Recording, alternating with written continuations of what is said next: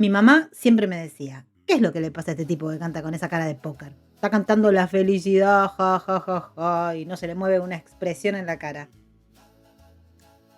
Quédate, porque hoy te voy a contar por qué el mayor ídolo de la canción argentina juvenil tenía prohibido sonreír.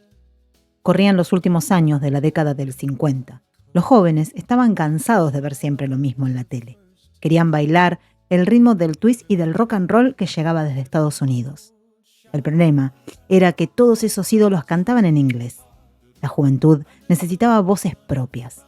Ahí es donde hacia el año 1959 entra Ricardo Mejía, un directivo de la discográfica RCA Víctor que se dio cuenta de este enorme negocio y decidió crear un movimiento musical bautizado estratégicamente como La Nueva Ola. Pero la idea no nació directamente en el éxito masivo que todos conocen.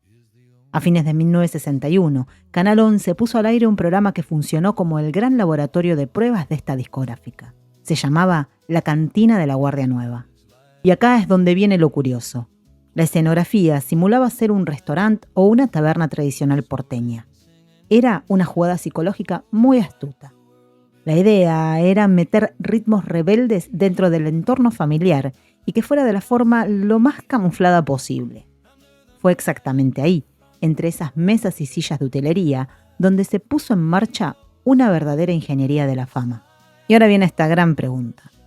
¿Cómo un grupo de jóvenes, desconocidos, que cantaban jazz, ópera o folclore, fueron despojados de sus identidades para transformarse de la noche a la mañana en arquetipos de exportación? Resulta que la discográfica RCA Víctor, de la mano del relacionista público Leo Banés, armó una verdadera máquina de hacer ídolos. Agarraban a estos chicos, les borraban su pasado para darles un nombre artístico más pegadizo, les asignaban un ritmo de moda y les diseñaban a medida la ropa y hasta los gestos que tenían que mostrarle a la gente. Así moldearon uno por uno a todos los integrantes de esta camada. Palito Ortega. Su nombre real era Ramón Bautista Ortega. Al principio quería usar sacos brillantes y llamarse Neri Nelson. La producción le destruyó esa idea. Lo bautizaron Palito por su extrema delgadez y lo vistieron con ropa súper humilde, una remera lisa y un pantalón simple. Querían darle un aire de muchacho provinciano solitario, inspirado notablemente en James Dean. Para completar el personaje del muchacho triste de las canciones alegres, Mejía le dio una orden tajante que debía cumplir a rajatabla. Usted no se ríe más. Ese contraste entre su cara seria y sus temas festivos fue el imán irresistible que enloqueció a todo el país. Johnny Tedesco. Se llamaba Alberto Soria. Había empezado imitando a Elvis Presley, con pelo largo y cara de vicioso. La productora le suavizó la imagen para convertirlo en el rebelde, rubio, lindo y simpático que cualquier familia aceptaría. Su look inconfundible fueron unos llamativos pulóveres de rombos que terminaron siendo un furor absoluto en la moda, al punto que las fans se lo tejían a mano. Violeta Rivas, Ana María Adinolfi. Venía de estudiar canto lírico y música española. Le cambiaron el nombre y la convirtieron en la voz femenina virtuosa del pop juvenil. Su look se caracterizó por una estética moderna y unos peinados sumamente voluminosos. Fue la encargada de cantar los éxitos de las italianas Rita Pavone y Mina. Yoli Lan, Yolanda Delicio. Venía de cantar jazz en clubes nocturnos. Ella era la contracara exacta de Palito, la coqueta ingenua, de sonrisa permanente y desbordante. Su estética refinada estaba milimétricamente calcada de la estrella estadounidense Doris Day. Lalo Franzen. Norberto Franzoni fue diseñado como el playboy aristocrático del grupo. Vestía siempre de manera elegante, con modales distinguidos y un aire de clase alta, destinado exclusivamente a derretir a las chicas cantando baladas románticas. Nicky Jones. Norberto Fago llegó a una audición queriendo ser cómico y casi lo echan. Pero la productora le vio potencial y le armó un look estrambótico. Lo obligaron a usar siempre camisas hawaianas súper coloridas y guirnaldas de flores en el cuello, dándole el rol del humorista del grupo al ritmo del ska.